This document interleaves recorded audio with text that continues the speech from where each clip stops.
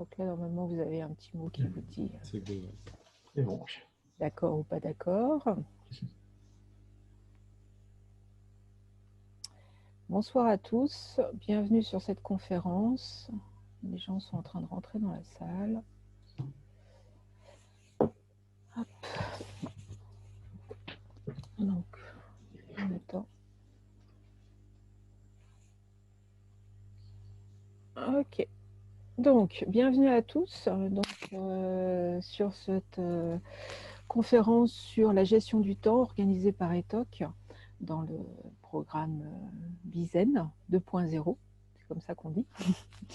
Donc, moi, je suis Karine Le Gagnard, je suis la présidente de l'association Mieux-être Normandie qui participe avec ETOC sur la présentation de toutes ces choses de bien-être et de mieux-être. Je suis aussi neuropraticienne de détachement de traumatisme et d'hypnose et formatrice. J'ai été formatrice en formation continue pendant quelques années. Et donc, en fait, l'idée, c'est de vous permettre d'avoir des clés et des astuces sur la gestion du temps. On va répartir cette conférence en plusieurs axes. Voilà pour la présentation, pour la mienne, Dimitri. Bonjour à tous. Donc moi, c'est Dimitri Bochard, je suis sophrologue et sophrothérapeute.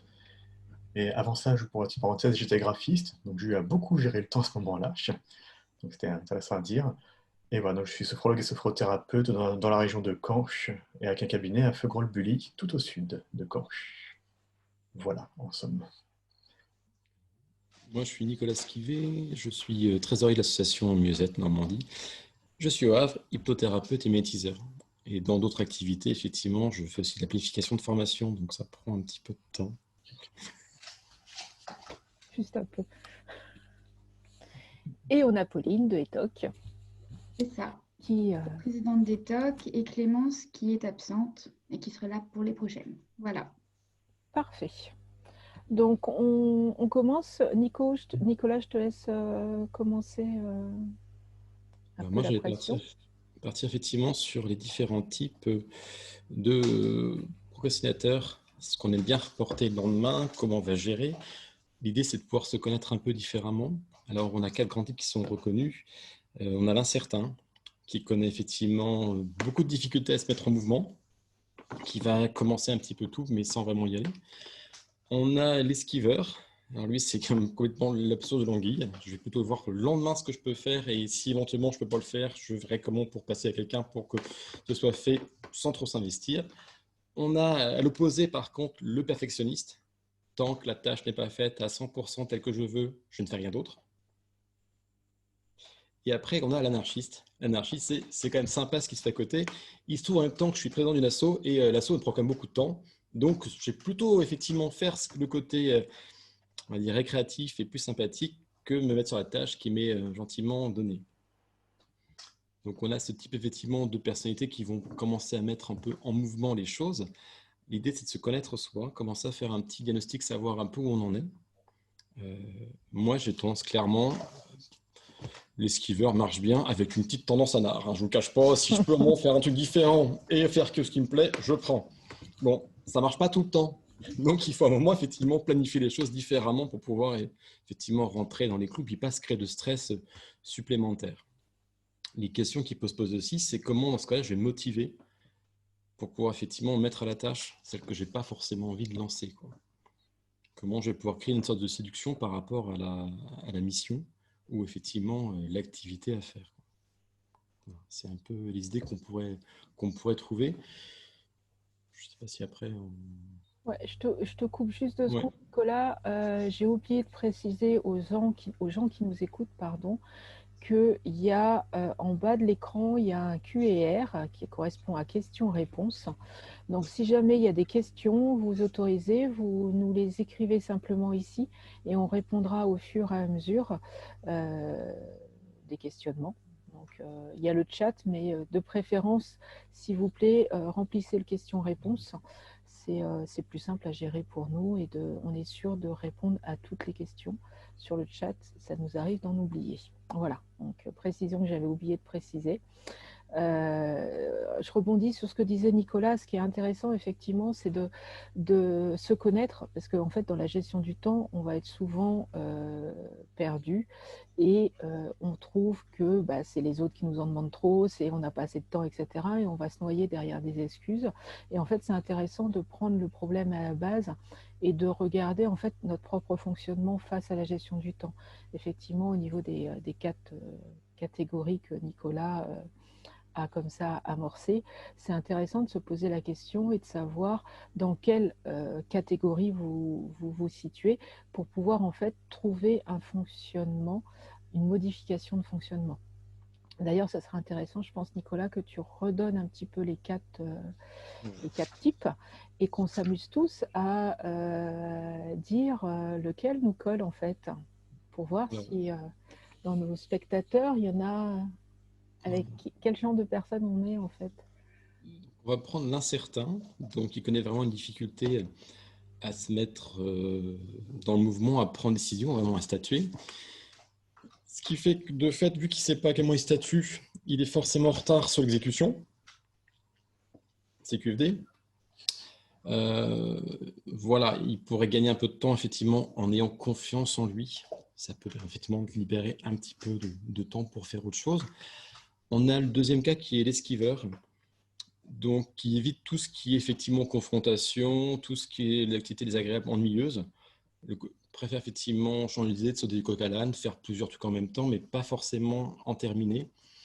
Et puis, si possible, attendre des moments pour vraiment tout mettre. Se dire, voilà, moins 10, je suis là, je peux y aller, ça tient. Bon, le perfectionniste, alors lui, effectivement, il faut que ce soit parfait, de fait, perfectionniste. On ne peut pas avoir un truc qui ne correspond pas au maximum de ce qu'on peut faire par tâche. Ce qui fait que c'est énormément chronophage. On ne peut pas être bon sur toutes les thématiques en même temps. Il y a de fait, si on ne rentre pas effectivement dans la perfection, on crée une forme d'anxiété, puisqu'on ne répond pas à ses propres attentes. Et puis en quatrième point, on a l'anarchiste. Donc lui, clairement, ce qu'attend l'autre, les attentes, c'est vraiment pas son truc. Il est plutôt effectivement motivé par quelque chose qu'il aurait décidé plutôt qu'on lui impose. Et si par hasard, il pouvait être plutôt dans une activité extra qu'il aurait choisie avec du sens plus commun, on y va, quoi. Son principe, c'est plutôt ça. Est-ce que ça vous parle un peu? Ouais. Moi, ce que je propose, c'est que juste pour voir, juste pour jouer un petit peu aussi, c'est au niveau des personnes qui nous écoutent, de nous dire un petit peu s'ils sont dans le incertain, l'esquiveur, le perfectionniste ou l'anarchiste, ce qui nous permettra aussi de voir un petit peu et d'orienter les choses en fonction, puisque l'intérêt, c'est vraiment de cibler sur ceux qui nous écoutent ce soir. Donc là, je vous redonne les quatre types, incertain, esquiveur, perfectionniste ou anarchiste. Dites-nous, alors vous pouvez le faire directement sur le chat, s'il y a... Dans quel genre vous êtes? Plutôt esquiveur, plutôt perfectionniste? Ok. C'est vrai que pour ma part, quand j'entends tout ça, ouais, c'est très esquiveur du coup. Le côté Ouais. typique aussi où, par exemple, il y a beaucoup de choses à faire, et d'un coup, c'est le moment où je vais avoir plein de choses à ranger, ou faire le tri, plein de choses qui sont pas du tout urgentes, mais là, aujourd'hui, je vais tout ranger, et tous les projets, c'est à côté, on verra plus tard, là, il y a ça à ranger d'abord. Ouais. Assez systématique, ce principe-là aussi, de non, mais là, il faut que je trie mes affaires, c'est urgent en fait. Ouais, c'est Dans ça. ces moments-là. Et ce qui est hallucinant, c'est qu'on sait faire en plus des fois un doux mélange des quatre, quoi. Quand ça glisse bien, parfois, c'est plus sympa. Et voilà, ce qui est important au-delà de ça, c'est effectivement en fait de se connaître, de voir la chose arriver. Moi, je sais que j'ai un côté perfectionniste et hallucinant. Je suis assez à la fois anarchiste et perfectionniste en fait, donc c'est un peu bizarre des fois. Ce qui fait qu'on a une bonne équipe. Regarde. Voilà, c'est ça. Mais effectivement, c'est de savoir de se connaître parce qu'en fait, quand il y a la perfection qui me fait perdre du temps, parce que la perfection fait perdre énormément de temps, et elle ne sert à rien, en fait, c'est de savoir se cataloguer en perfectionniste et en fait de transformer la chose. À partir du moment où je prends conscience que je suis dans le trop de perfection, en fait, je vais avoir tout de suite la notion que perfectionniste égale perte de temps parce que je vais passer du temps à pointiller sur des choses où il n'y a pas nécessaire en fait. Donc c'est pas du tout nécessaire. Et donc en fait c'est intéressant de transformer la chose en fait. C'est exactement ça. Même sur les profils, par exemple, anarchistes, on va dire, on part plus sur du côté non professionnel, non scolaire. Il y a plein de compétences en fait qui sont déjà développées. Si vous faites de la gestion de projet dans le cadre d'une asso, c'est juste que vous pouvez transférer effectivement dans votre domaine d'activité ou dans vos études.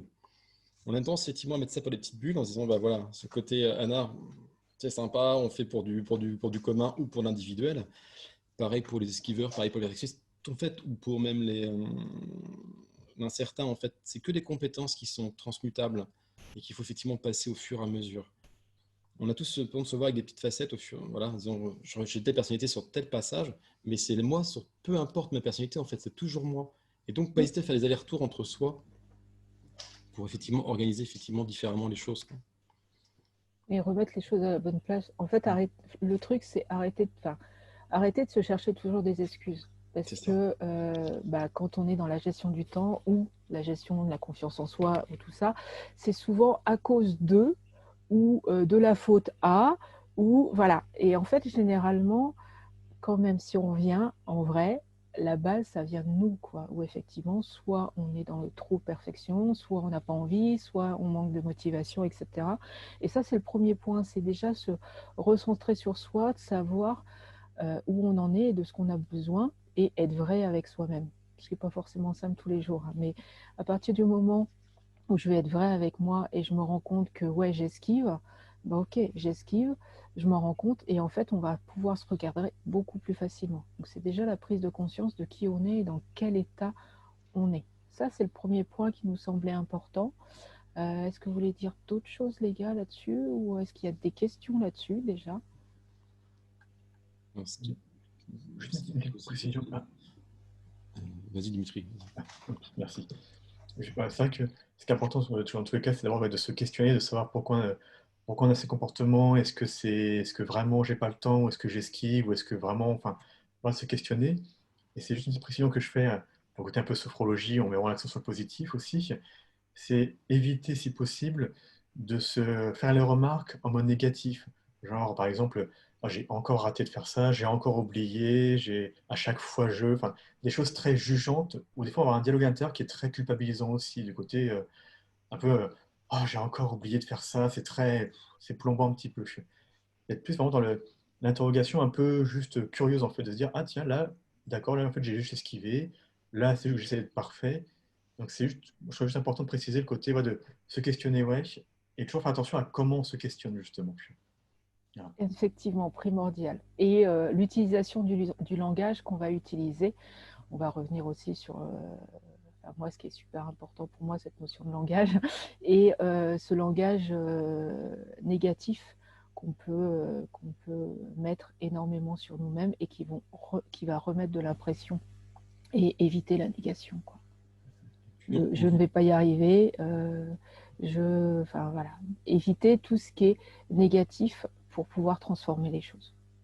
Et pareil, en vous connaissant, si vous commencez vraiment à bien vous parler, à savoir qui vous êtes, quand vous allez faire un travail collectif, vous allez pouvoir effectivement dire qui vous êtes. Ce qui évite effectivement que si vous êtes avec un esquiveur et que vous êtes perfectionniste, qu'en face il y a un nanar, ils vont dire j'ai tout planifié, lui il est en mode freestyle, il va tout me coller en 10 minutes, ce qui fait monter un stress pour pas grand chose. Si on sait comment on fonctionne et qu'on dit je fonctionne comme ça, mais le contrat en fait il est signé, on aura ce qui est prévu, ça met un petit peu de coton pour tout le monde, quoi. Ça met un peu de souplesse, ça évite effectivement de se heurter, de se dire plus jamais je bossais comme binôme, quoi. C'était une galère, j'ai pas réussi à faire. Voilà, c'est important aussi, quoi, de pouvoir se dire les choses voilà, au sein d'une équipe. Oui, c'est vrai que quand on doit travailler en étudiant, ça vous arrive de travailler en binôme, en trinôme ou en équipe, c'est intéressant en fait de savoir comment fonctionnent les autres pour pouvoir agencer bien les choses, quoi. Ça, c'est clair. Dimitri, on attaque sur, à moins qu'il y ait des questions, mais là apparemment non pour l'instant. On parle sur maintenant, en fait, ce qu'on aimerait faire, c'est parler de cette notion de temps et voilà, la notion du temps, en fait, simplement. Donc, oui, la notion du temps, C'est plus un point de vue un peu plus, entre guillemets, philosophique, mais c'est toujours intéressant de penser que actuellement, on confond quand même beaucoup encore le temps et la mesure du temps, en fait.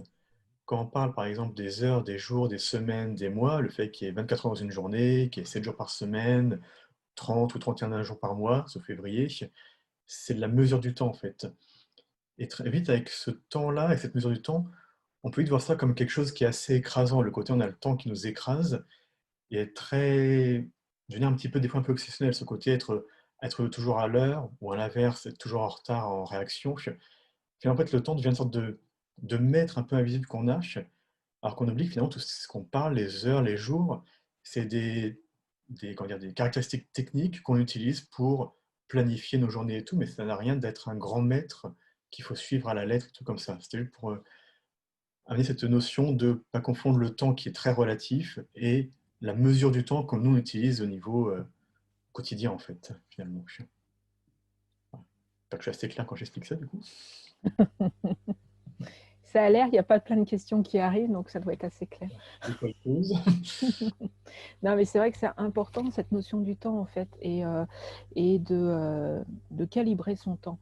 Si on regarde, en fait, au niveau du temps, on a tous vu où il y a des heures qui passent, mais en 5 minutes, et on se dit, oh là, j'ai pas vu l'heure passer. Et il y a d'autres fois où, généralement, l'ennui est là, on voit des heures, mais qui sont absolument interminables. Et en fait, cette notion du temps, elle est importante, c'est de savoir quand je vais consacrer du temps à faire quelque chose, bah déjà me mettre en condition pour vraiment être dans cette optimisation du temps.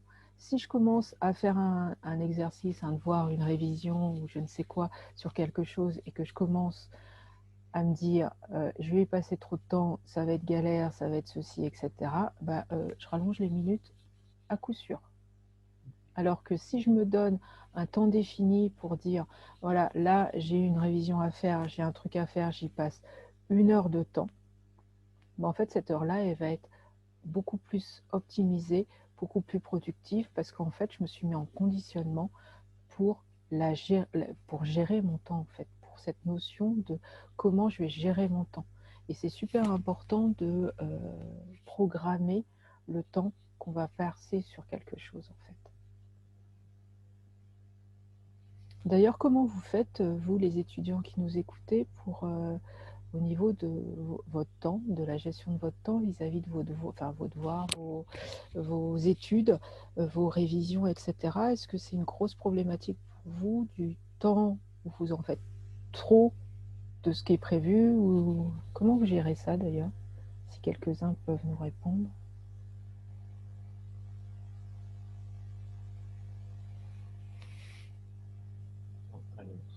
Emploi du temps à l'heure. Ouais. Donc vous planifiez à l'heure chaque chose en fait. Et ça fonctionne bien.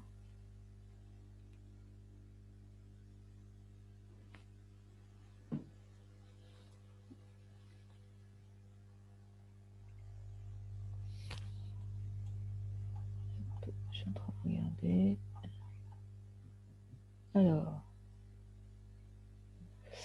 Alors, plus du temps à gérer entre toutes les activités qu'on peut avoir qui est difficile pour moi. Moi, j'ai tout mis sur un même agenda pour m'y retrouver, mais je me retrouve quand même débordée. Ouais, liste de choses à faire dans la journée, la semaine, le mois. Ça, on va en parler des to-do list et des planifications. Alors, quand même débordé.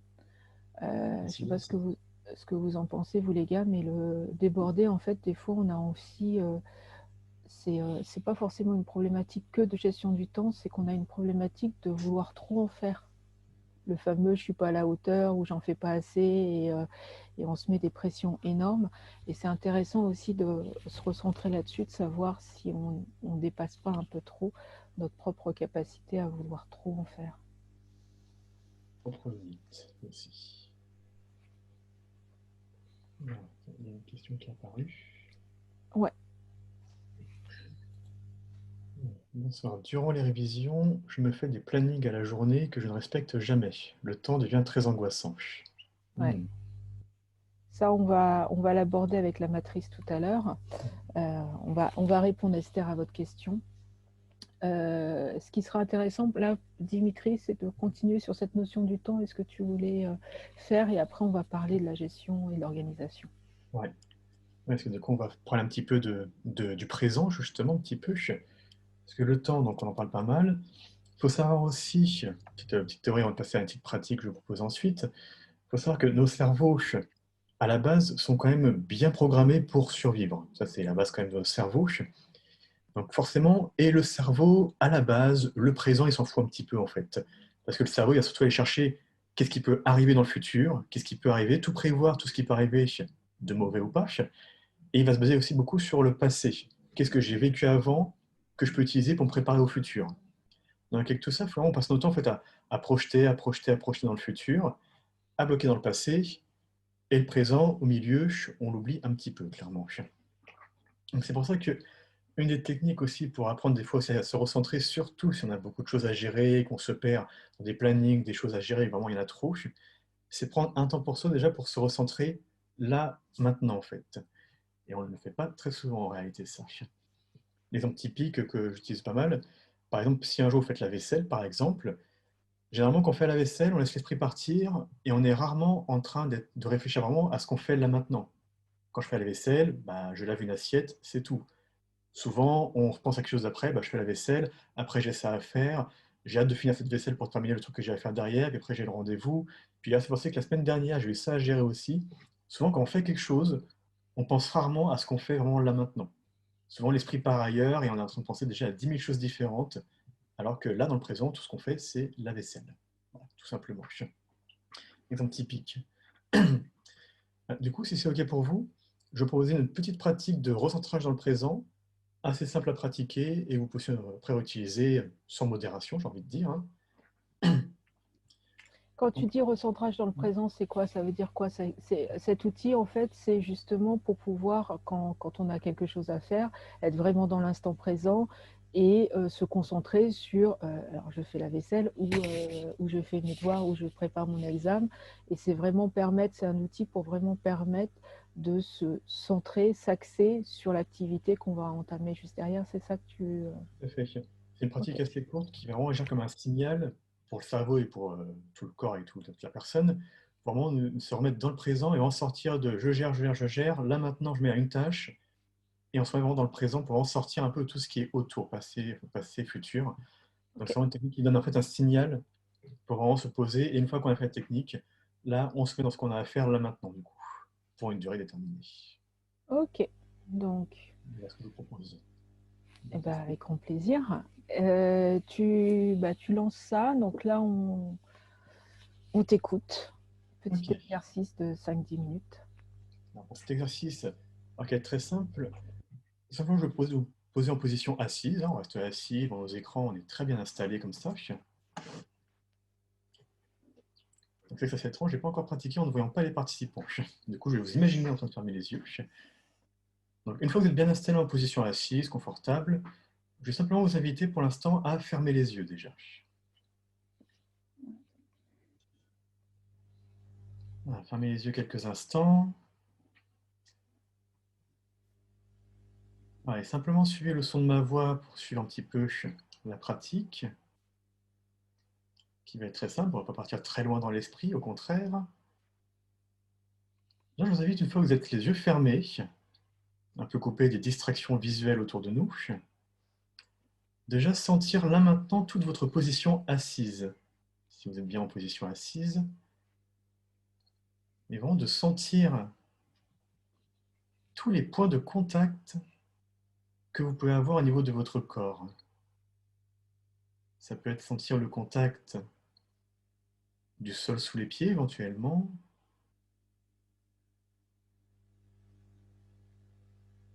le contact de l'arrière des cuisses, des muscles fessiers, avec l'assise. Sentir éventuellement le contact du dos si vous avez un dossier.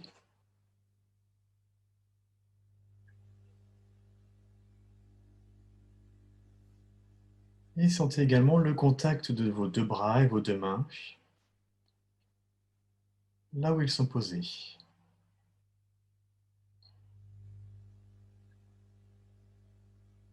Voilà, simplement avoir conscience de comment nous sommes assis, de tout le corps qui est soutenu.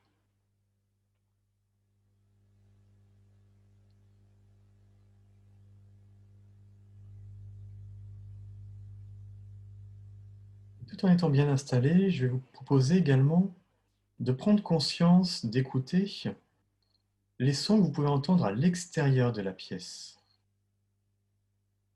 sans chercher à analyser, à étiqueter. Notez simplement les sons que vous entendez à l'extérieur.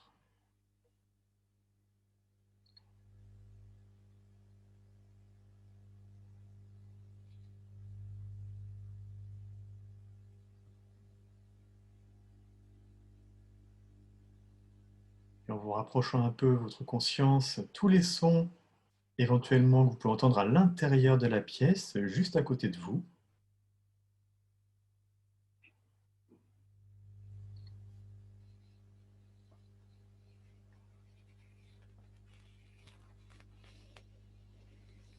Et ensuite, un peu plus près, la conscience au niveau de votre respiration naturelle.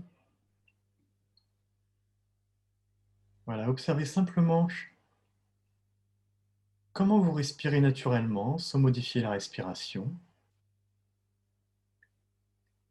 Observez le rythme naturel de la respiration.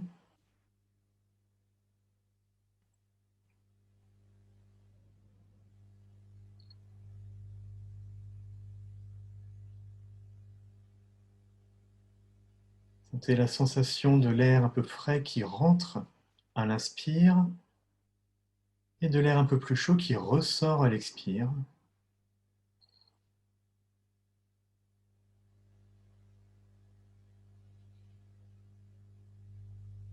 Et notez également les parties de votre corps qui bougent quand vous respirez.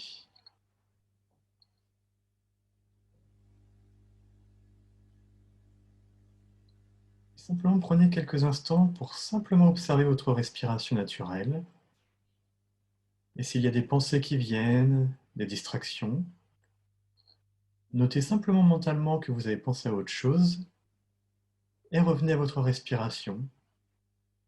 Même si vous devez le faire 1 fois, 10 fois, 50 fois, revenez à chaque fois à la respiration.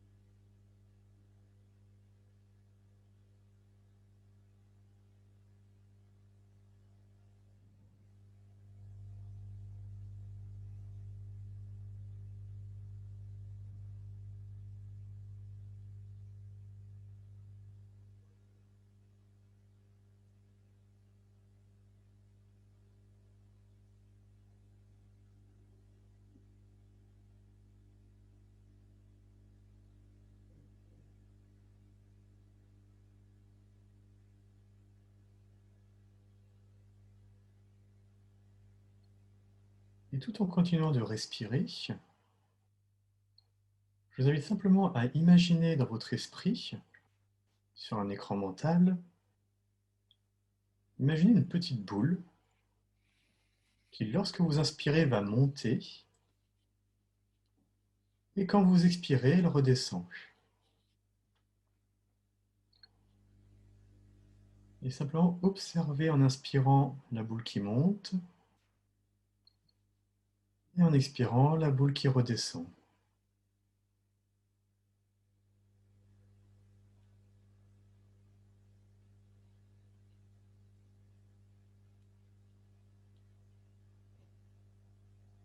Une simple ligne verticale qu'on monte et qu'on descend.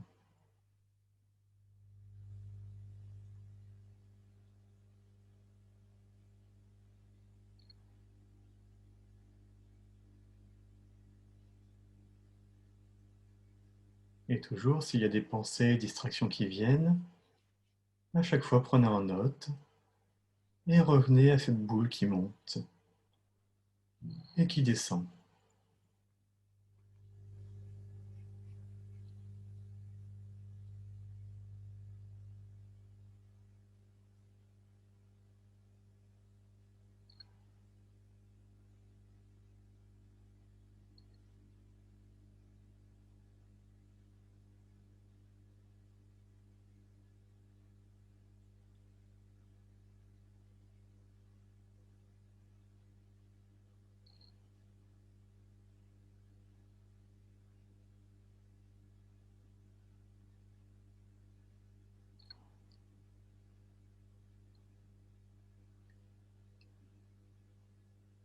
Voilà, on pourrait très simplement rester comme ça 5, 10, 30 minutes, voire 1 heure, avec cette boule qui descend, qui remonte.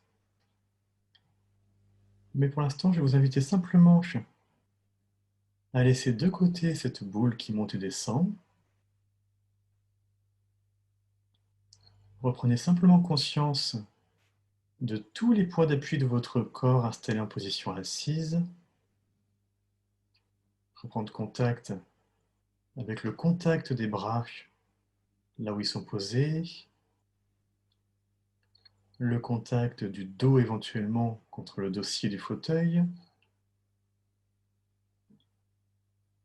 le contact des muscles fessiers, de l'arrière des cuisses installés dans l'assise,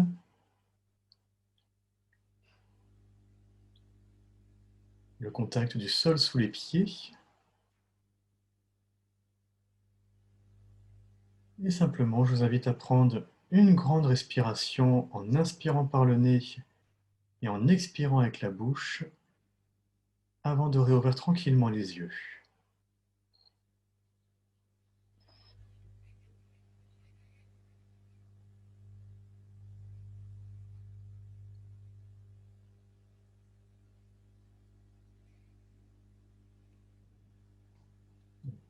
Maintenant, vous avez tous ouvert les yeux du coup. Bon retour à vous. Donc voilà, ça c'est une technique vraiment effet. En plus, ça détend, ça pose en plus. Cette technique qui va à la fois détendre, relâcher, surtout quand on stresse, vous faites penser à pas mal de choses. On se recentre et en plus, on aide le cerveau à se concentrer sur un élément. Avec d'abord la respiration, puis la boule qui monte et qui descend. Et ça, le cerveau, il aime bien avoir un truc sur lequel se focaliser. Donc, c'est vraiment se reconcentrer en attendant là où on est assis, concentré, et on se lance dans ce qu'on a à faire là maintenant. Voilà pour cette petite pratique. Merci beaucoup, Dimitri. Je pense qu'on peut peut-être aussi amplifier le truc parce que là, effectivement, une des difficultés que moi j'ai eues avant de savoir faire et que certaines personnes me disent, en fait, quand moi je parle d'auto-hypnose et que je forme à l'auto-hypnose, je me rends compte qu'il y a beaucoup de personnes qui disent, oui, mais là, par exemple, Dimitri, tu nous as parlé, on a écouté ta voix. Et c'est simple, on écoute la voix de Dimitri et on arrive à se poser. Quand on est tout seul, on est étudiant, on est tout seul et on est en stress et ok, se poser pour voir la boule. Quelle astuce, toi, ou enfin, quelle astuce nous trois on pourrait donner aux étudiants pour justement arriver à se poser, tu sais, la phase entre où là on va entendre ta voix qui va nous permettre de dire oui, on se positionne, etc.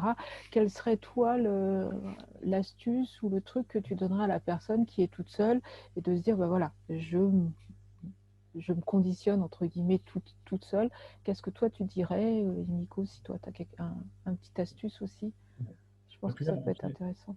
c'est le principal, surtout du point de vue sophro pour le coup. C'est dans tous les cas, ce que je fais là, moi, c'est avec l'accompagnement, ça paraît simple. Après, l'idée, c'est qu'on sait tous faire ça, c'est juste qu'on n'a pas appris à le faire, comme tout Ouais. finalement. On aurait dû apprendre ça à l'école, plus jeune, ça sentait beaucoup mieux finalement. Et c'est vrai que l'idée, c'est de noter les étapes principales de cet exercice, de les faire soi-même, et sachant que souvent, ce qu'on me dit, c'est par exemple alors, le coup de la respiration sur lequel on se concentre, et dès qu'une pensée vient, on part, on revient. Très souvent, les gens me disent, ben, moi, je pars 20, 30 fois, et je reviens à chaque fois et tout. Donc déjà, il y a deux choses. Déjà, être vraiment, je cherche le terme, alors, cool avec soi-même, bienveillant avec soi-même du coup, de ne pas se mettre des objectifs en disant bah, je dois tout de suite être un maître zen qui médite et je n'ai aucune pensée, et je m'élève. Enfin, voilà, il n'y a pas d'esprit comme ça. Des fois, il y a des jours, même moi quand je pratique, où je ne vais pas du tout déconcentré, je me centrerai en 2 secondes, et des jours, genre 20, 30 pensées, ça arrive. De toute manière, ça arrive pour tout le monde. Donc vraiment de lâcher limite le stress par rapport à ça, de se dire quand on teste, des fois, il y a plein de pensées, des fois non. Et en fait, tout va venir aussi avec l'entraînement. C'est un peu pour le coup comme le sport. Si vous faites une séance de sport de 2 heures toutes les 2 semaines, c'est peut-être sympa, mais vous mieux faire peut-être 5 minutes tous les jours que 2 heures toutes les 2 semaines, par exemple. Il n'y a pas cet exercice-là, vaut mieux faire quelques minutes de sophrologie, de méditation comme on vient de faire là, tous les jours, plutôt que faire une méditation de 2 heures tous les vendredis matins. C'est très sympa aussi, mais c'est très différent.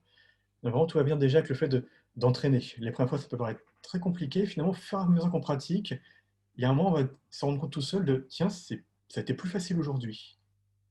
Voilà, déjà, moi, je conseillerais déjà comme conseil, finalement, ça serait de pratiquer vraiment régulièrement à petite dose. Voilà, de ne pas en vouloir en faire trop tout de suite. Voilà. Et puis, accueillir ce qui vient. Si à un moment en méditation, vous avez une émotion, une larme qui coule, elle coule juste, c'est pas grave. Il y a juste une larme qui coule, c'est juste ça. C'est une émotion qui s'évacue. Si à un moment vous bâillez, ben vous bâillez. Si à un moment il y a besoin de rebouger le corps, vous bougez le corps tout doucement. Vous pouvez. Mettez-vous un peu de douceur, un peu de cocooning, faites des trucs qui sont un peu confort pour vous. Si c'est pour effectivement être une position statique qui vous correspond pas, mettez quelque chose qui vous va bien, quoi. Et travaillez effectivement sur vos respirations. C'est plus facile. Après, on peut aussi avoir les bougies, le côté olfactif qui peut marcher aussi. Voilà. La respiration, l'avantage, on l'a toujours avec soi. C'est un truc assez pratique. Mais voilà, effectivement, recentrer l'air qui passe et l'expiration et visualiser les choses parfois. Ou simplement, là, effectivement, juste être sur la respiration pour noter effectivement l'information ou la pensée parasite qui passe et je veux dire, elle passe. C'est revenir à chaque fois à la respiration qui va vraiment devenir un repère. Dès que je suis distrait, bah, je reviens à comment je respire maintenant. Et ça peut paraître quelque chose de très simple, parce que la respiration, bah, naturellement, c'est très simple, mais c'est très fort comme point de repère pour arriver à se recentrer justement. Quelque chose de très simple, très naturel, qui sert vraiment de point de repère pour les pensées, tout ça, pour revenir à chaque fois, quelque chose qui est toujours sur nous en effet, et qui fonctionne toujours. On a aussi parfois, sur méditation en pleine conscience, on vous dit parfois de compter votre respiration. On va juste marquer effectivement un marquage de temps. Je respire 1, 2, 3, 4. Et puis j'ai décroché. Hop, je reprends. 1, 2, 3, 4. Après, je ne sais pas si on pense Dimitri. Voilà, c'est peut-être des approches qui sont différentes. Mais C'est une approche, la méditation, je ne sais plus comment ça s'appelle, méditation qui est particulière de compter et dès qu'on est distrait, on repart à zéro finalement. C'est intéressant de faire, c'est une autre pratique aussi. Il y a aussi ça qui est très bien aussi pour apprendre à recentrer. Et aussi en lâchant le côté, ne pas se dire à chaque fois ah zut, ou plutôt merde, hein, clairement. Merde, j'ai raté le cas, je reviens à zéro. Ah, j'ai encore raté. Et te dire bah là, tiens, je suis allé jusqu'à 4. Là, je suis allé jusqu'à 3. Ah, j'ai fait 10 aujourd'hui. Voilà, c'est vraiment toujours avec l'esprit assez bienveillant envers soi-même, vraiment d'être dans l'expression. C'est vrai que c'est important, tu as parlé de la posture, très, très important, en effet, j'ai commencé à dire ça. Là, j'ai fait en position assise. Comme c'est un peu de la méditation, il ne faut pas imaginer que la méditation, si on se met en tailleur, avec les mains comme ça toujours et tout, surtout si on n'est pas confort. La méditation, si on se met comme on se sent bien soi-même. Voilà, position assise, simple, il n'y a pas de règle à faire. Si vous avez une position qui est trop, vous êtes tendu, mettez-vous à votre aise en tout cas. on évite un peu la position allongée, histoire que vous ne partiez pas complètement et puis qu'on vous dise au revoir et on se voit dans 5 heures. Ça va faire un cycle. L'avantage, gestion du temps, on va perdre un petit peu de trucs. Voilà, trouver une position dans laquelle vous êtes quand même confort, mais pour pouvoir revenir effectivement dans l'état présent. Ouais, l'idée là, c'était vraiment de vous donner des astuces sur cette notion du temps où en fait, des fois, on est tellement stressé qu'on bouffe son temps par le stress et prendre 5 minutes de se poser, de juste ressentir, de se recentrer sur sa respiration qui va recentrer l'intégralité des choses du corps et de l'esprit peut permettre de gagner énormément de temps. Donc voilà, c'était un point qui nous semblait super important sur cette notion de gestion du temps, le temps et revenir à l'instant présent et arriver à se recentrer sur votre propre ressenti en fait. Parce que on a le droit d'être en stress, mais à partir du moment où je sens mon stress et que je remets de la respiration et du centrage dessus, ça permet de stabiliser les choses. Autre point qu'on voulait voir, c'est plus au niveau organisationnel. Donc là, la fameuse matrice d'Eisenhower. Donc, je vais faire un petit partage d'écran juste pour vous montrer mon écran. Alors, c'est là que je veux aller. Voilà. Donc, normalement, vous devez voir mon écran. Voilà. L'idée de la matrice d'Eisenhower, c'est quoi? C'est en fait, ça va être de trier tout ce qu'on a à faire. D'accord? Généralement, quand on a une problématique de temps, en fait, on se retrouve avec des milliers de tâches à faire et on ne sait pas par quel bout commencer. Et en fait, on va perdre du temps à cogiter sur ce qu'on a à faire. Et en fait, on passe tellement de temps à cogiter sur ce qu'on a à faire qu'on ne fait rien du tout. Donc là, l'idée, c'est cette matrice d'Eisenhower, qui vient du nom de la personne qui l'a mise en place, c'est de trier les choses avec deux notions. important et urgent.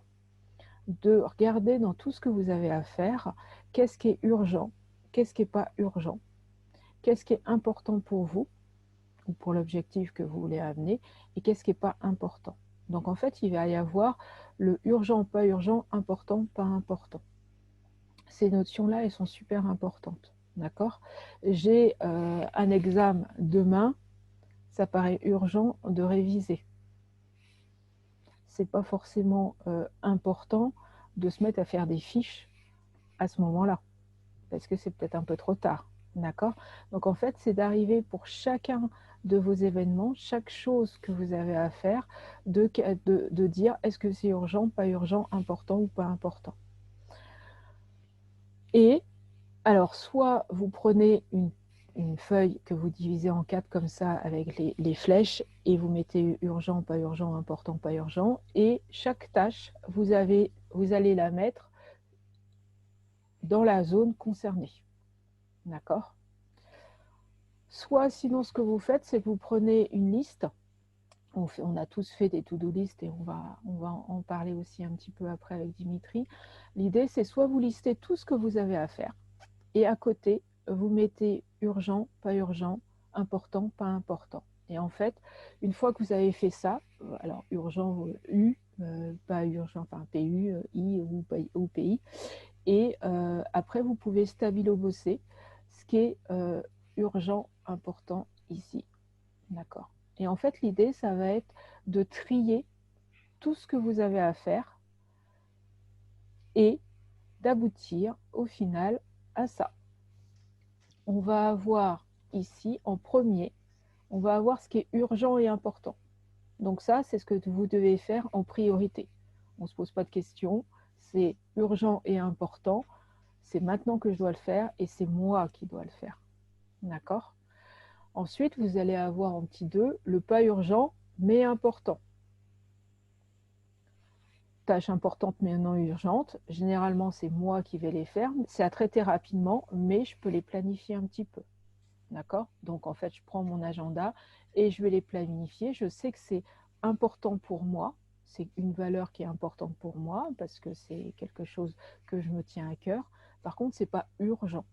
Donc, en fait, je prends mon agenda et je le planifie dans 2 heures, dans 3 heures ou dans 3 jours en fonction de la priorité des choses. Ensuite, le troisième sont les tâches urgentes, mais moins importantes. D'accord? Et ça, c'est soit je les mets en attente, soit je délègue. Alors vous me direz, en étudiant, on ne peut pas trop déléguer, mais il y a certaines choses où on peut se faire aider. D'accord? Et en quatrième, ce qui n'est pas urgent et ce qui n'est pas important, c'est ce qu'on appelle les tâches inutiles. C'est celles qu'on ne fera pas. C'est tous les trucs qu'on jette. Et si vous regardez bien, vous allez voir que dans le 4, si vous êtes vraiment vrai avec ce qui est urgent et important pour vous, ben vous allez être surpris de la quantité de tâches inutiles que l'on se force à faire quotidiennement, hebdomadairement, et ce genre de tâches inutiles qui nous prennent un temps pas possible. Allez regarder sur la page Facebook de tel et tel truc, est-ce que c'est urgent et important? Ben, on va s'apercevoir que ce n'est pas forcément la priorité. D'accord? Et en fait, c'est super intéressant de prendre le temps de faire cette matrice, en fait. Listez tout ce que vous avez à faire, vraiment en authenticité avec vous-même. Qu'est-ce que vous avez à faire et qu'est-ce qui est pour vous urgent? Urgent, c'est vraiment le truc, si je ne le fais pas maintenant, c'est super grave, quoi. Enfin, si je ne révise pas pour mon examen de demain, c'est le problème, d'accord? Donc là, on est vraiment dans l'urgence.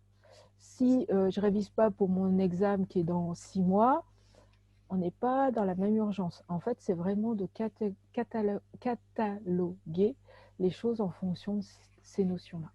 C'est super intéressant à faire. Prenez une feuille, alors soit vous divisez en 4, moi j'aime pas diviser en 4, mais je fais ma liste avec à côté je mets urgent, enfin U pour urgent, PU pour pas urgent, et I et PI. Et après, en fait, je vais, une fois que j'ai fait ma liste, je vais récupérer les 1, les 2, Et les 3, je vais déléguer effectivement, ou là, je vais faire un mail aux personnes. Là, je parle par exemple pour la sauce. C'est comme ça que je vais pouvoir déléguer certaines choses, quoi. Donc voilà, je ne sais pas si c'est clair. J'enlève juste le partage, histoire de voir s'il y a des questions, s'il y a des choses. Non, La méthodologie, elle marche pas trop mal quand même. Ça a été servi par un militaire qui est devenu président des États-Unis. On peut supposer qu'à un moment, ça fonctionne, quoi. Ouais, ça fonctionne bien. Ça fonctionne bien. Après, à mettre en place, des fois, c'est un peu galère au début. Parce qu'on a l'impression, c'est comme pour la gestion du temps, en fait, souvent on a l'impression de, comme faire les to-do list ou faire ça, on se dit, ouais, je me rajoute un truc à faire.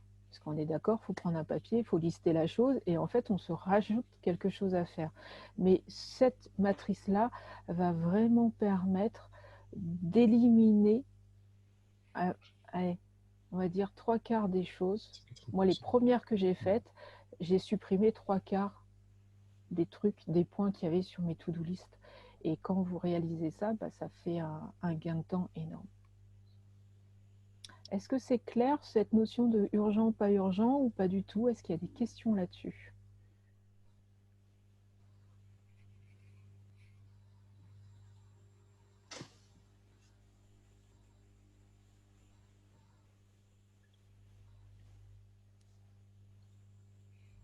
C'est clair? Ok. C'est clair, merci. Donc, entraînez-vous, faites-le vraiment. Ça prend, c'est comme le centrage tout à l'heure, ça va prendre 5 minutes, mais ces 5 minutes vont vous permettre d'avoir une optimisation des choses. Et ça, c'est vraiment très, très important. Cette matrice d'Eisenhower, vous regardez sur Internet, il y a plein de modèles de la matrice. Voilà. Moi, je vous conseille la liste. Vous avez tous déjà fait des to-do list et on va en parler aussi.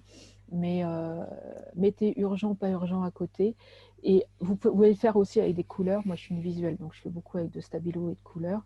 Et ça permet de recentrer les choses. Et pas l'urgence qui vous semble urgent pour vous, hein, ce qui vous fait plaisir, pas forcément. Pas forcément prendre le côté d'affect. Voir les copains ou faire le côté d'association, c'est peut-être pas urgent si vous êtes en pleine révision. Et ça aide dans la planification. Ce qui est urgent, bah, je le fais maintenant, quoi. C'est dans la journée. Et après, tout ce qui est en 2 ou en 3, je vais prendre mon agenda et je vais planifier les choses et je vais me tenir à ces planifications. D'accord? Au niveau des outils de planification, il y a pas mal d'applications maintenant sur le téléphone portable qui permettent de planifier, de prendre les notes, etc. Il y a des trucs qui sont super pratiques. Il y a quelqu'un là dans le chat qui nous parle de l'application Productivity Challenge Timer. Alors mon accent anglais est horrible. Mais voilà, il y a plein d'applications qui peuvent être très sympas aussi pour faire ça. Qui peuvent vraiment aider dans la planification.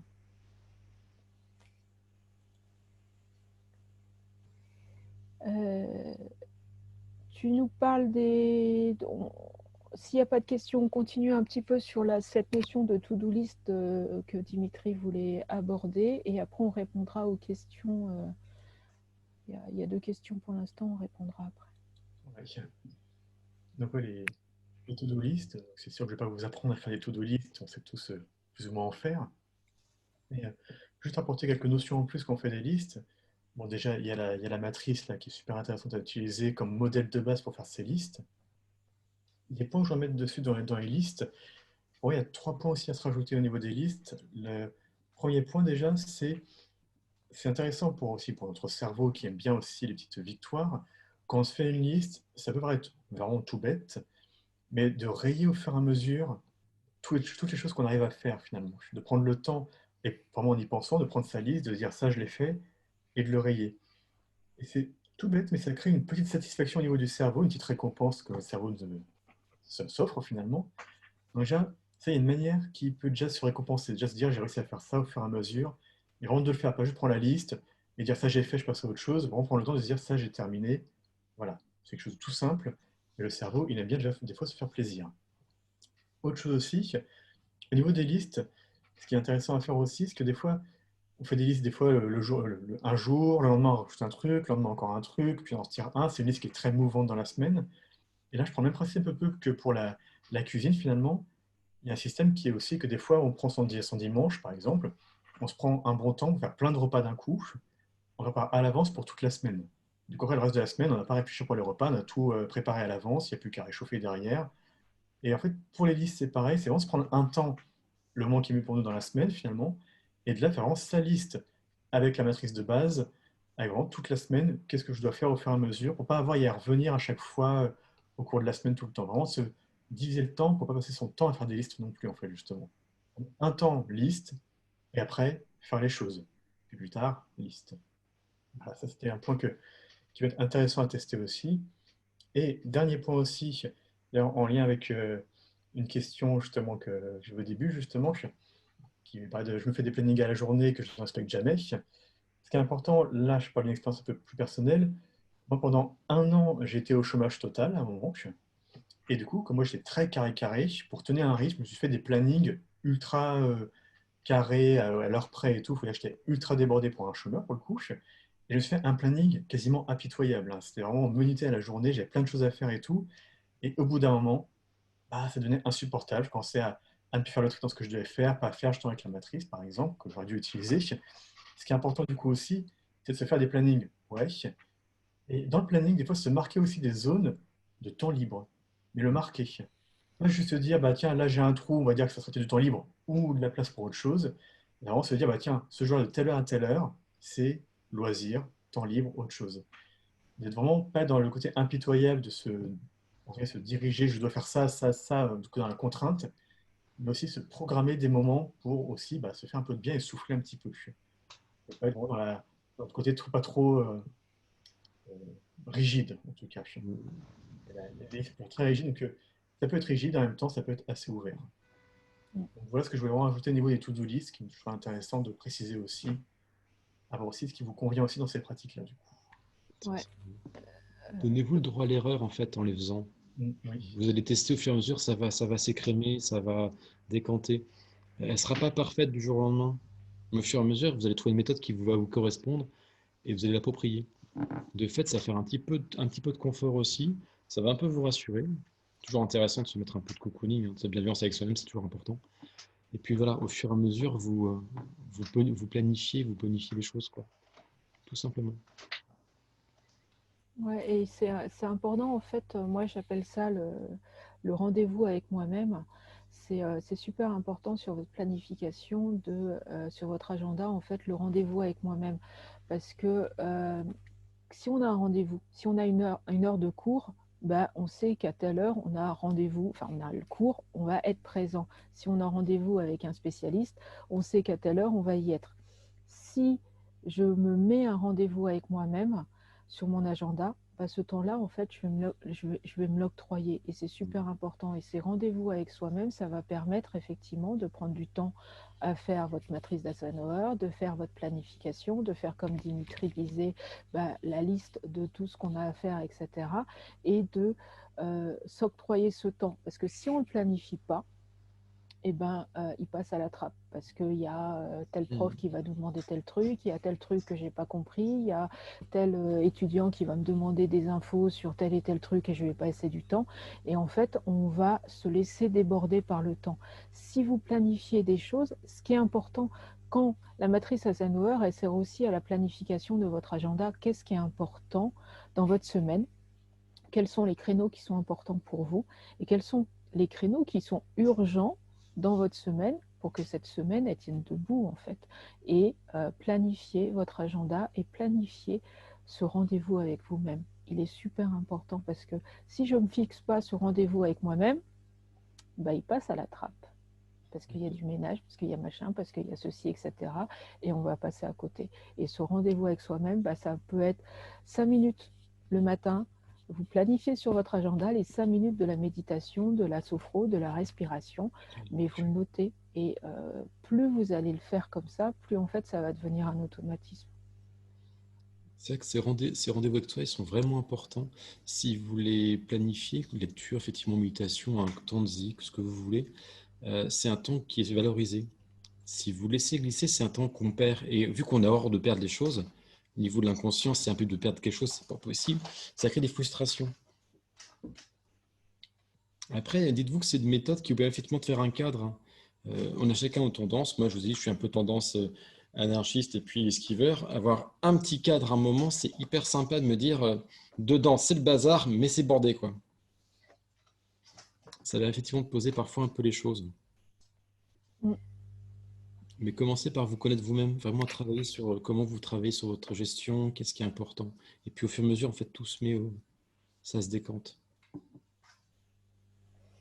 Tout à l'heure, il y a quelqu'un qui disait dans le chat, moi j'ai tout mis sur un même agenda pour m'y retrouver, mais je me retrouve quand même débordée. Là, au niveau du débordement, en fait, déjà, savoir tout ce que je mets sur l'agenda, est-ce que c'est vraiment urgent et important? Et déjà, la première chose à faire. Et de tout mettre, en fait, c'est pas forcément la bonne solution. Ce que je veux dire par là, c'est que des fois, on veut tellement faire de choses que un truc où j'ai besoin de 2 heures pour le faire, je vais m'octroyer qu'1 heure. Et en fait, dans ma planification, je vais être mauvaise. Et je vais me mettre une pression énorme. Si je dois passer 2 heures à ce truc-là, faut mieux planifier 2 heures et éliminer quelque chose qui est moins important, moins urgent. Et ce quelque chose moins important, le redécaler sur la semaine d'après ou sur le jour d'après. Ou voilà. Mais soyez souple avec vous sur cette notion aussi de temps que je vais avoir besoin pour réviser tel truc, pour faire tel cours. Voilà, il y a des cours, peut-être que vous apprenez des cours, certains super vite, et d'autres, c'est plus long.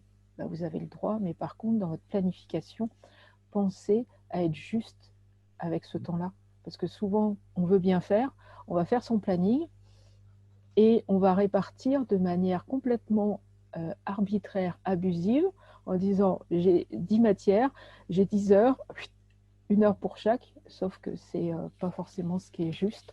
Et, et essayez d'être juste au niveau de votre planification pour ne pas être débordé. Oui, et réaliste aussi, vraiment ce côté juste et réaliste sur l'approche. Vous connaissez sûrement, vous savez effectivement si vous êtes plus opérationnel le matin, plus facilement le soir. Voilà, on se connaît un peu tous. Travaillez dans ce qui va vous, en fait, ce qui est le plus confort en fait. C'est pas aller à l'encontre de sa nature, c'est vraiment aller dans ce qui est le plus facile pour vous pour planifier de manière effectivement hebdomadaire, mensuelle ou parfois effectivement journalier selon les tâches. Alors, il y avait les questions. Donc, comment savoir si on dépasse les limites de ce que l'on peut faire? Oui. C'est vrai que ça paraît évident, mais finalement, c'est compliqué de savoir le temps de repos. On a besoin, tout ça. Au niveau des limites, c'est effectivement, c'est un peu se connaître. Ça revient sur est-ce que je suis un certain esquiveur, etc., comme on disait au départ. Comment moi je me positionne, quelles sont mes limites à moi et de quoi moi j'ai besoin. Si moi j'ai besoin de 2 heures, s'accorder ces 2 heures, quitte à limiter sur autre chose. Mais c'est vrai que c'est super compliqué à savoir parce que c'est pas simple. Il y a la gestion du stress, etc. Mais c'est vraiment de se poser les bonnes questions déjà avant de faire votre planification, respiration, comme vous l'a montré Dimitri. Posez-vous et qu'est-ce qui est vraiment important, qu'est-ce qui est vraiment urgent. Plus vous allez le faire, plus vous allez voir que cette planification va être douce. Puis si vous gagnez 80% effectivement de tâches qui sont déléguées, vous êtes sur les 20 et vous pouvez être concentré sur les 20, quoi. C'est beaucoup plus confort. Et il y avait aussi, durant les révisions, je me fais des plannings à la journée que je ne respecte jamais. Le temps devient très angoissant. Okay. La question, Esther, c'est pourquoi ils ne sont pas respectés? Est-ce que parce que vous mettez trop de choses? Est-ce que est-ce qu'il y a besoin de réviser autant? Enfin, voilà. Est-ce que vous mettez trop ou est-ce que vous prenez les révisions trop tard? Voilà. Je ne sais pas si vous pouvez approfondir un petit peu suite à ces questions. Et s'il y a d'autres questions, c'est le moment des questions. Je ferai juste une petite parenthèse sur les limites justement aussi. Ce qui peut être intéressant aussi à voir, je sens qu'il va y avoir qu'il y a une conférence là-dessus, sur le corps justement aussi. Oui. Essayer de sentir comment on se sent au niveau du corps. Quand on dépasse ses limites, parfois notre cerveau a aussi beaucoup tendance à dépasser les limites justement, à se dire je peux le faire, je peux le faire, je peux le faire. Et faites attentif un petit peu à ce qui se passe dans le corps. C'est justement là, d'un coup, on a beaucoup de stress en ce moment, et d'un coup, quand on a des problèmes de digestion, ou des migraines qui arrivent sans aucune raison, ou une fatigue, une douleur particulière. Parce que le corps n'a pas un langage aussi direct que le cerveau, avec des pensées en tout cas, mais il sait donner des signaux que là, c'est trop. C'est juste que souvent, on a le réflexe de se dire, bon, là, j'ai mal quelque part, mais là, j'ai autre chose à faire, donc on n'y fait pas attention. Donc, je trouve que c'est aussi important de sentir un petit peu au niveau du corps comment on se sent. Si on se sent très bien, c'est que ça a l'air de bien aller. Et le corps, il saura dire aussi à un moment ou à un autre, par les douleurs ou par des tensions, que là, il y a quelque chose qui ne va pas aussi. Ça peut sentir, est-ce qu'on dépasse ou pas ses propres limites. Et ça, je crois qu'il y a une conférence qui va en parler encore plus en détail un peu plus tard. Oui, c'est dans 2 jours, d'accord. C'est ça. Esther qui nous répond, oui, trop de choses et je travaille un peu dans l'urgence. Avant, je n'arrive pas à me motiver. Ouais. Alors là, l'idée, ce qui peut être... Moi, je sais que je travaille dans l'urgence et que j'aime bien être dans l'urgence pour... Enfin voilà, je suis productive dans l'urgence. Et c'est bien, parce que généralement, je suis très productive. Par contre, effectivement, je me fatigue et je me mets un état de stress qui est complètement inutile et qui ne sert à rien. Ce qui est possible de faire, en fait, c'est de... si on a l'habitude de travailler dans l'urgence, ça veut dire quoi? C'est qu'on a une date butoir qui arrive très très rapidement et qu'on n'a pas le choix. Quand vous avez des examens et que vous avez plein d'examens d'un coup, ben en fait, plutôt que de dire j'ai mon examen, j'en sais rien, moi je dis n'importe quoi, le 30 novembre, et j'ai 10 examens le 30 novembre, ben en fait, vous mentez un petit peu à votre cerveau, c'est-à-dire que vous dites, ben, plutôt que pour le 30 novembre, pour le 10 novembre, je dois voir telle matière. Pour le 11 novembre ou le 12 novembre, je dois avoir telle matière. Et en fait, c'est de transformer un objectif final en sous-objectif. Et vous vous imposez cette urgence, c'est-à-dire que pour telle date, pour être bien, pour pouvoir être zen tout le long des révisions, bah, si j'ai 10 matières qui doivent être complètement sues pour le 30 novembre, date de l'examen, bah, je vais me mettre des sous-objectifs pour chaque matière, je vais avancer la date. Et en fait, je vais me mettre des planifications. Et ce planification, bah, en fait, c'est sur mon agenda. Et une fois que c'est marqué sur l'agenda, je dois me motiver en fonction de ça. Et ça va permettre de répartir le timing. Parce que c'est vrai que sinon, bah, vous vous mettez volontairement dans l'urgence. Et c'est bien de réagir dans l'urgence. Certaines fois, ça donne un coup de boops et effectivement, on va apprendre. Mais alors, c'est épuisant, quoi. C'est épuisant et c'est pas forcément juste et serein du tout, quoi. Donc, c'est vraiment essayer de diminuer, de vous mettre des sous-objectifs, en fait.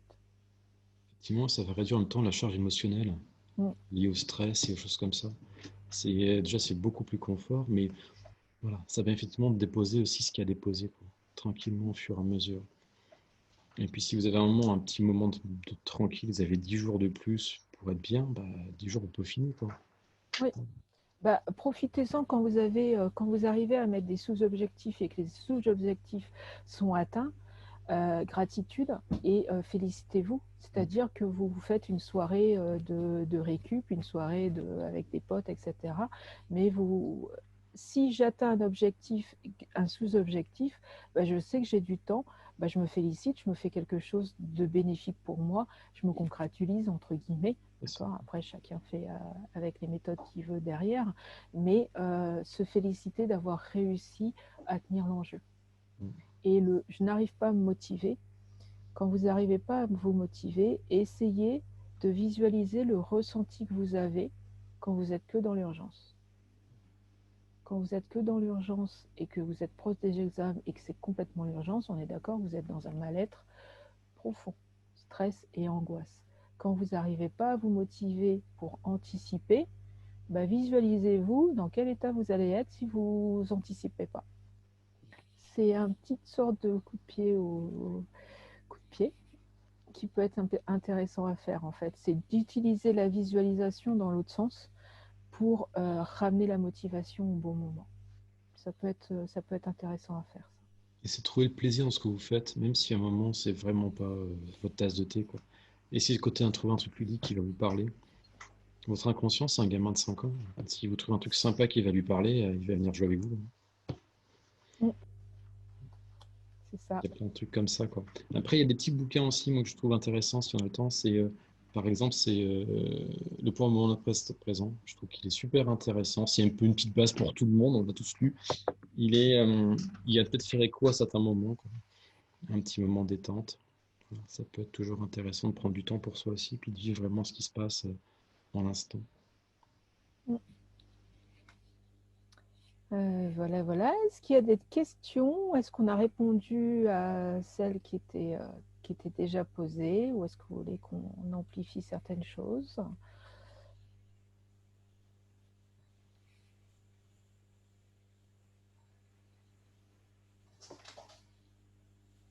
Et voyez vraiment le temps comme un allié, pas comme un ennemi.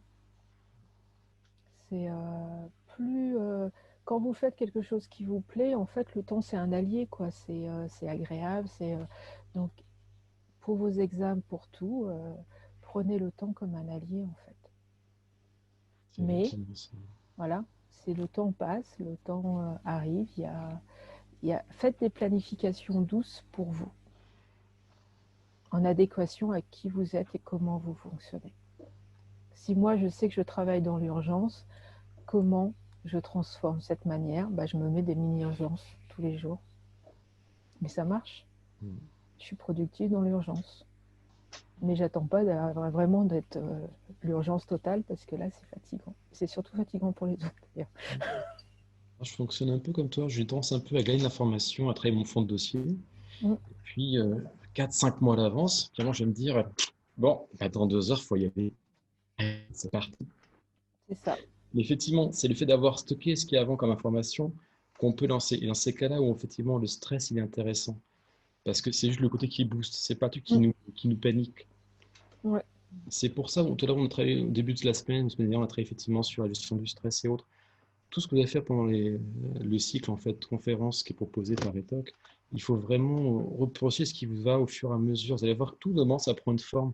Ça fait une sorte de petite pâte sympa, puis vous ferez ce que vous voulez avec, quoi. Des crêpes, quelque chose que vous voulez. Peu importe, mais c'est un truc qui va être cocooning et vous allez voir, à chaque fois, ça va vous parler. Donc, prenez le temps de respirer, prenez le temps de planifier, prenez le temps de programmer, prenez le temps de vous poser la question de qu'est-ce qui est urgent, important pour vous, et prenez le temps d'être, quoi, et de faire tranquillement. Et effectivement, en tant qu'étudiant, vous avez énormément de choses à faire, vous avez beaucoup de choses à apprendre, mais plus vous allez le faire en harmonie avec votre manière de faire et votre manière d'être, plus ça va être doux et plus ça va être agréable, en fait. Ça vous laissera du temps pour aller au-dessus, en fait. Dans d'autres choses en même temps, pour vraiment continuer à approfondir. C'est ça qui est intéressant. Et plus vous allez apprendre, plus vous avez du temps en fait, pour apprendre, plus ça, effectivement, ça muscle en même temps, quoi. C'est comme quand vous faites du vélo, ce qu'on disait parfois. C'est au fur et à mesure, vous n'allez pas vous faire vos 45 km, votre triathlon direct, si vous n'avez jamais fait de vélo. Mais au fur et à mesure, quoi, sortie par sortie. Et puis, l'outil sera à la fin. Voilà, apparemment pas de questions. Pauline, est-ce qu'il y a des points qu'on aurait oubliés? Est-ce qu'il y a des questions? Non, j'ai trouvé ça très clair aussi, comme les participants apparemment. Pas de questions particulières, non. Parfait. Donc, voilà. Prenez le temps. Là, moi, je sais que je teste le bullet journal, qui permet effectivement aussi une to-do list, mais en harmonie, où en fait on va prendre du temps de se poser. Et je trouve que c'est pas mal aussi, parce qu'en fait c'est prendre le temps de lister, de planifier, de prendre le temps de faire le truc soi-même, et ça permet en fait de l'enregistrer de manière différente. Et c'est intéressant à faire, en fait. Je le conseille. Dans les to-do list, ce qui est intéressant, comme disait Dimitri tout à l'heure, c'est effectivement de rayer. Moi, je sais qu'à un moment, ce que je faisais, c'était je faisais une to-do list par jour, et le lendemain, ce qui n'avait pas été fait, je le réécrivais. Ce qui est très, très énervant. Mais en même temps, c'est très efficace. Pour tous les trucs où je n'arrivais pas à me motiver, En fait, j'avais une to-do list de ce que j'aimais pas faire, en fait. Et à force, tous les jours, de devoir réécrire le truc, je finissais par le faire. Parce qu'au bout de la 4e, 5e fois que je le réécrivais pendant le 5e jour, le 5e jour, je finissais par faire le truc. Et c'est pas mal pour les choses qui ne nous motivent pas. C'est intéressant à faire. Voilà. Écoutez, s'il n'y a pas d'autres questions, on va simplement arrêter là. Dimitri, Nicolas, un petit mot de la fin. Un grand plaisir d'être avec vous, de partager ce moment. N'hésitez pas, s'il y a besoin, effectivement, en passant par les associations, on peut vous donner des petits conseils en parallèle. S'il y a besoin, n'hésitez pas, quoi. Ouais, du coup, plaisir d'avoir pu partager ça avec vous. Du coup, ça peut vous aider dans vos études et même pour toute la vie derrière, hein, clairement, parce qu'on passe sa vie à gérer son temps, donc c'est bien de le gérer de manière plus agréable en tout cas. Donc, content d'avoir pu partager ça avec vous, avec grand plaisir. Ça fait me penser à l'adage, tu sais, en partant, on te dit si jeunesse savait et si vieillesse pouvait.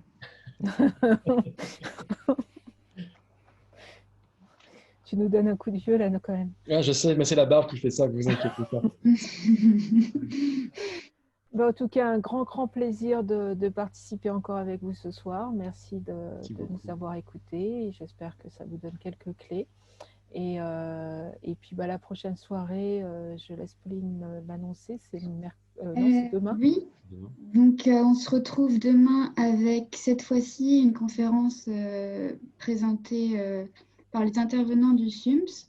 Donc on parlera des services qu'ils peuvent apporter à tous les étudiants et qui sont souvent inconnus des étudiants.